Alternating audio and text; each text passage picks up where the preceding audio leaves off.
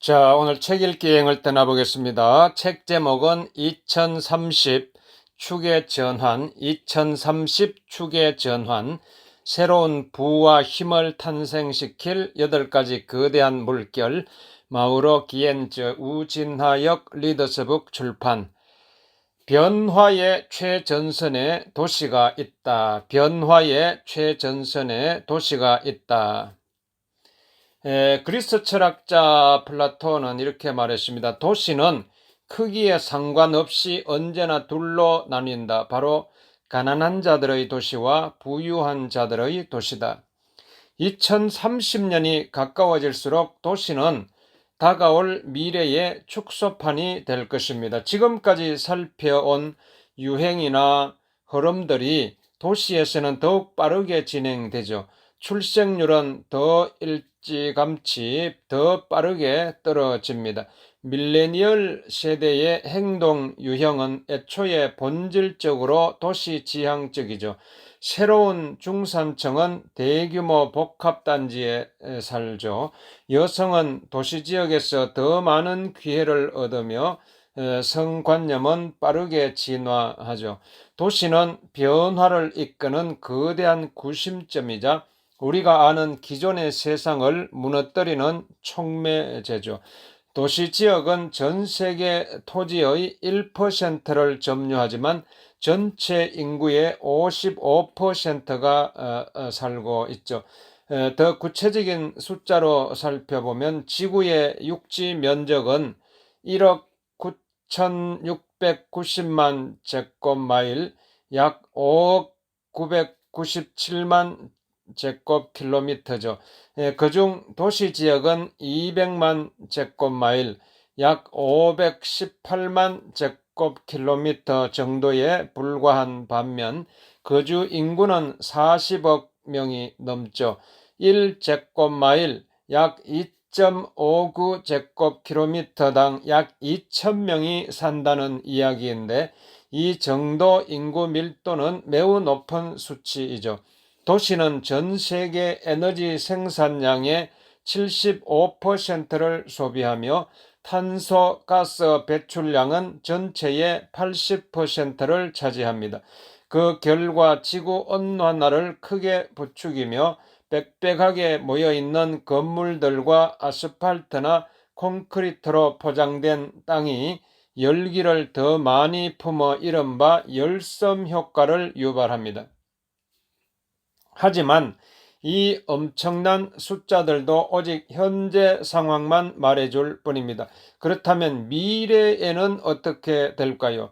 앞으로도 도시화의 흐름이 이어질 것입니다. 전 세계 도시 지역의 인구가 매주 150만 명씩 늘어남에 따라 새로운 건물들이 지어지고 더 많은 오염물질과 온실가스가 배출될 것입니다. 2017년에는 인구 1,000만 명이 넘는 도시가 29곳이었습니다. 2030년이 되면 그 수는 43곳으로 늘고 그중 14개 도시는 인구가 2천만 명이 넘을 것입니다. 도시는 불평등을 심화시킵니다. 따라서 도시가 전 세계적인 삶의 기준으로 자리 잡으면 엄청난 사회적 위기와 더불어 기후 위기가 올 수 있습니다. 우리는 도시 지역의 빈곤과 지구 온난화 문제를 어떻게 해결할 수 있을까요? 대규모의 변화와 각자의 적응 중 어느 쪽을 택해야 할까요? 도시는 먹을거리를 자급자족하는 방법을 고민해야 하는가요? 유럽이나 미국에서 불황으로 무너져가는 도시들은 예전의 영화를 회복할 수 있을까요? 여러모로 도시는 뜨겁죠. 2018년 10월 유엔이 소집한 기후변화에 관한 정부 간 협의체는 새로운 보고서에서 이렇게 경고했습니다.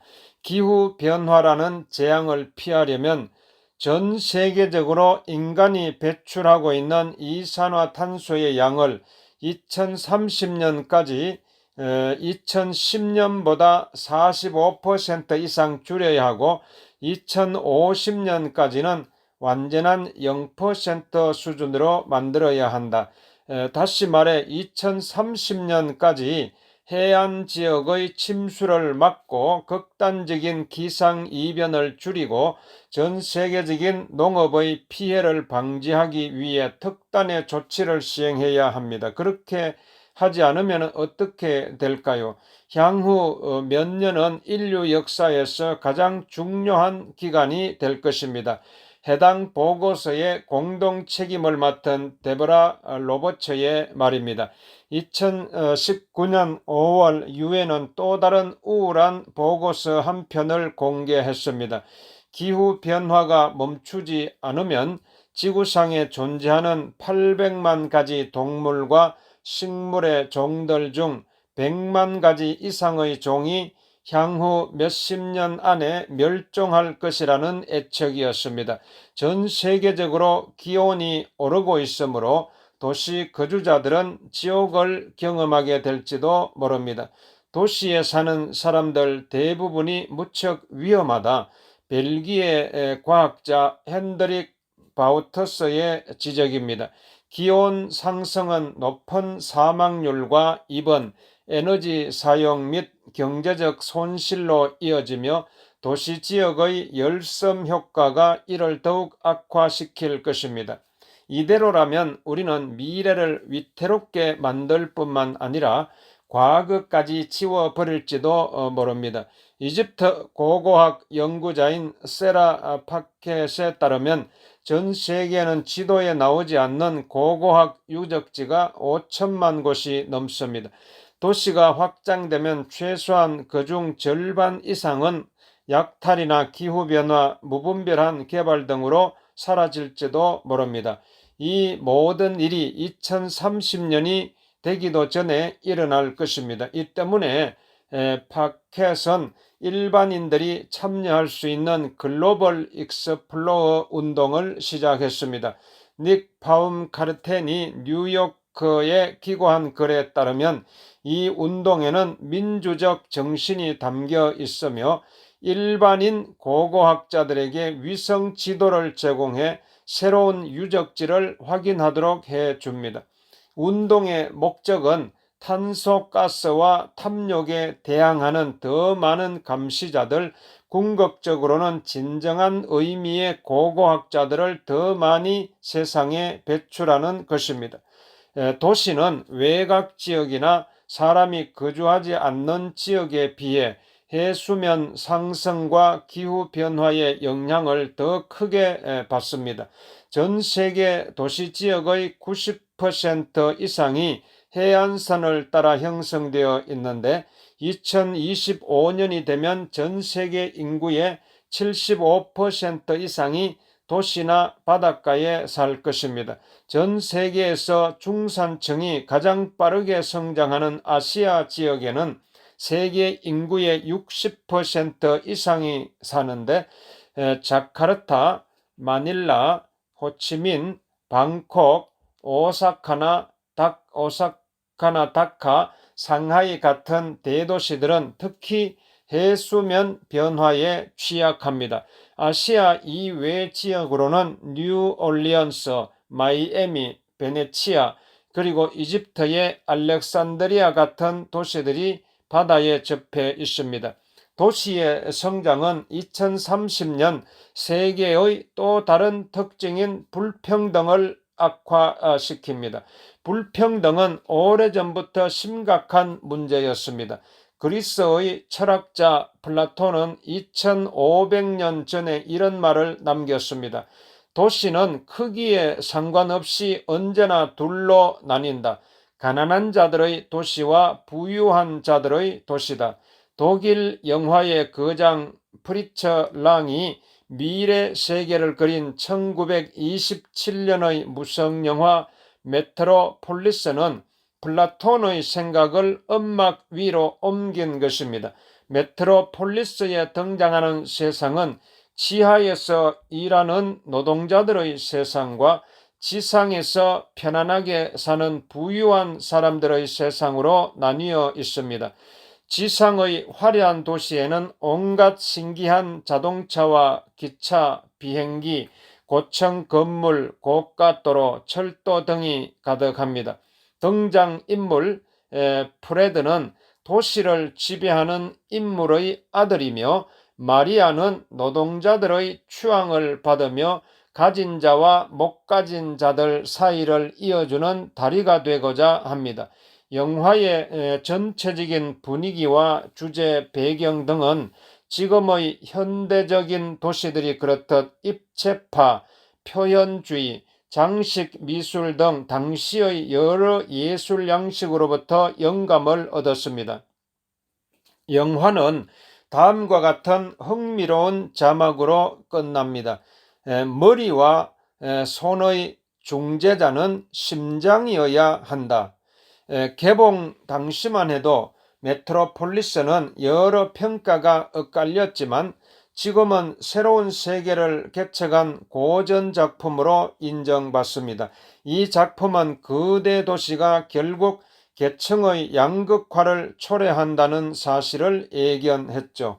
도시의 엄청난 성장세는 현대로 접어들면서 일어난 현상입니다. 1920년대만 해도 인구가 1,000만 명이 넘는 도시는 세계 어느 곳에도 없었고 100만 명쯤 되는 도시만 몇 곳 있었죠. 아폴로 11호가 달 착륙에 성공한 1969년에도 인구 1,000만 명이 넘는 도시는 뉴욕과 도쿄, 오사카 세 곳뿐이었죠. 도시화는 21세기에 접어들면서 급속히 빨라졌고 이제는 도시 생활이 새로운 기준이 되었습니다. 이런 변화들은 모두 긍정적일까요? 플라톤의 가장 유명한 제자인 철학자 아리스토텔레스는 이렇게 지적했습니다. 인구가 많다고 해서 위대한 도시가 되는 것은 아니다. 전 세계의 많은 거대 도시가 비인간적이고 영혼이 없으며 소외된 곳으로 바뀌고 있습니다.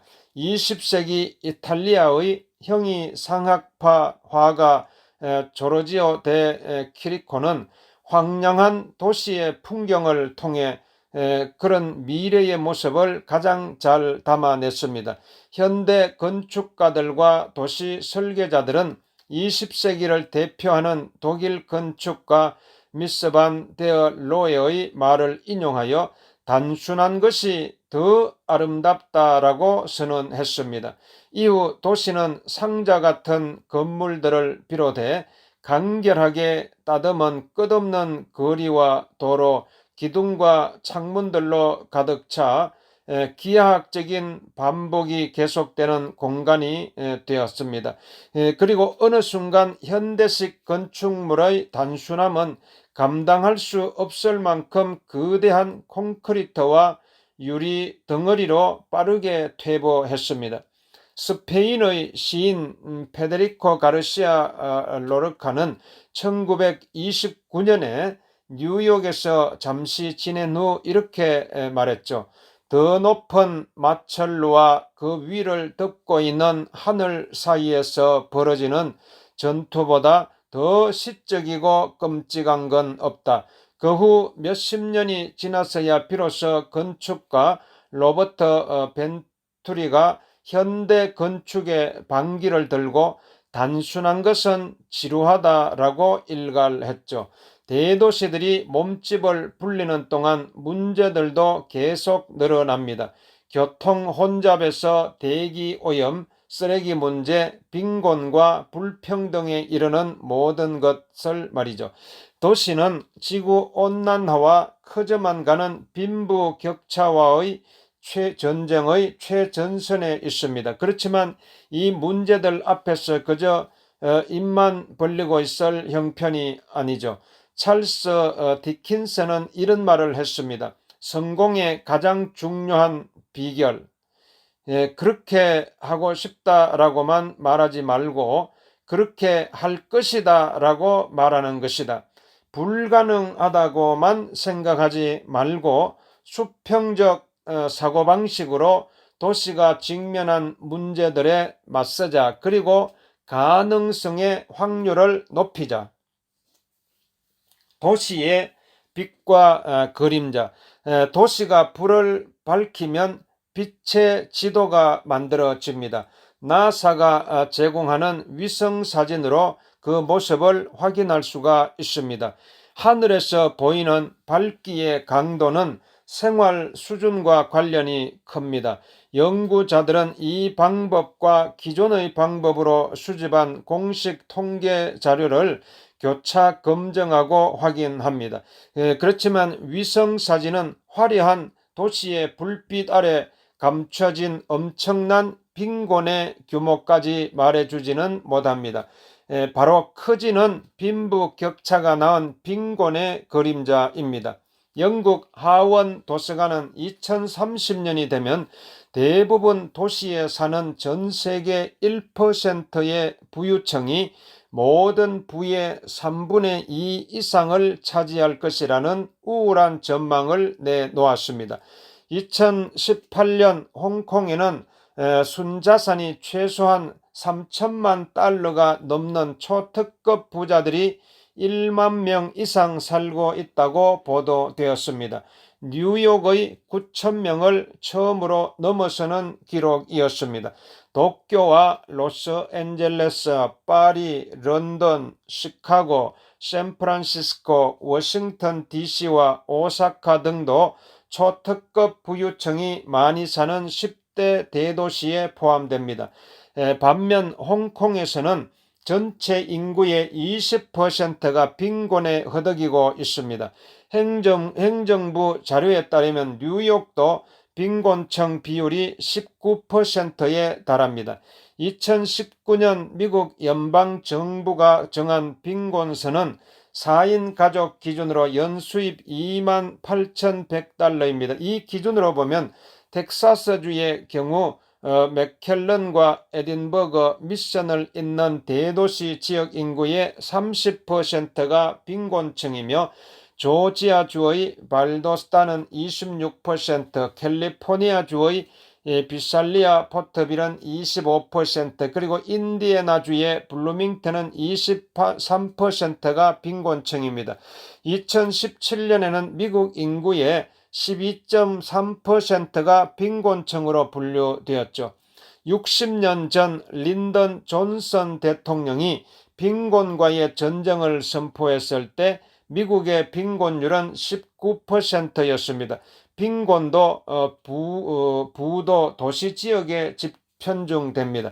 문제는 도시가 인생에 좋은 일과 나쁜 일을 크게 부풀리는 경향이 있으며 우리를 기회를 얻은 자와 그렇지 못한 자의 양극단으로 몰고 간다는 점입니다.